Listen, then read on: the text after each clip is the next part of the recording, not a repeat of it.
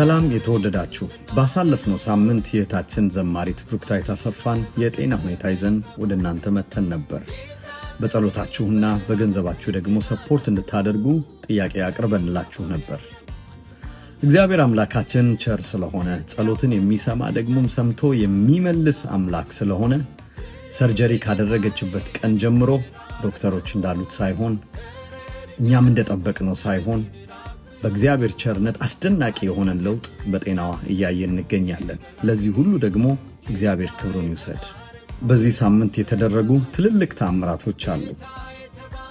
ከነዚህ መካከል ረጅም ጊዜ ፈጅባታል ተብሎ ይጠበቅ የነበረው የስፒች ቴራፒዋ ሙሉ በሙሉ የመናገር ችሎታዋን በዚህ ሳምንት አስመስክራለች።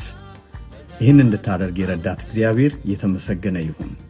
ከዚህም በመነሳት የፊታችን ሚያዝያ 10 ከ2 ሰዓት ተኩል ጀምሮ በኤልሻዳይ ቲቪ ላይቭ የምስጋና ፕሮግራም እናደርጋለን።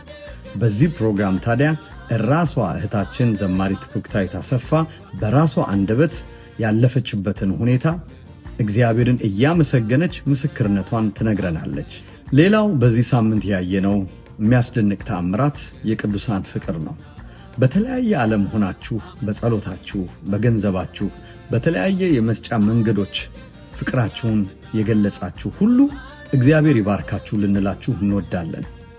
በጎፈንድሚ ብቻ 2399 ሰዎች ባደረጉት ዶኔሽን ሙሉ በሙሉ የሕክምና ወጪዋን ከቨር መደረጉ ስንነግራችሁ በታላቅ ደስታ ነው። ክብር ሁሉ ለእግዚአብሔር ይሁን። በስጦታችሁ ከወንድማችን ጌታ ያውቃልና ከእህታችን ብሩክታይት ጎን የቆማችሁ ሁሉ እግዚአብሔር ይባርካችሁ ልንል እንወዳለን።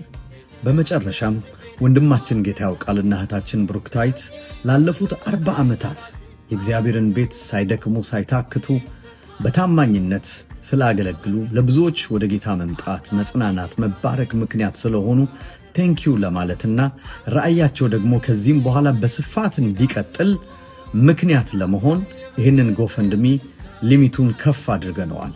ስለዚህ ፍቅራችሁን ለመግለጽ የምትፈልጉ በአገልግሎታችሁ ተባርከናል ቴንኪው ልትሏቸው የምትፈልጉ ወንድሞቻችንና እህቶቻችን በዓለም ሁሉ ያላችሁ በግለሰብ በቤተሰብ እንደ ቤተ ክርስቲያን ይህንን እንድታደርጉ ጥሪያችንን እናቀርባለን።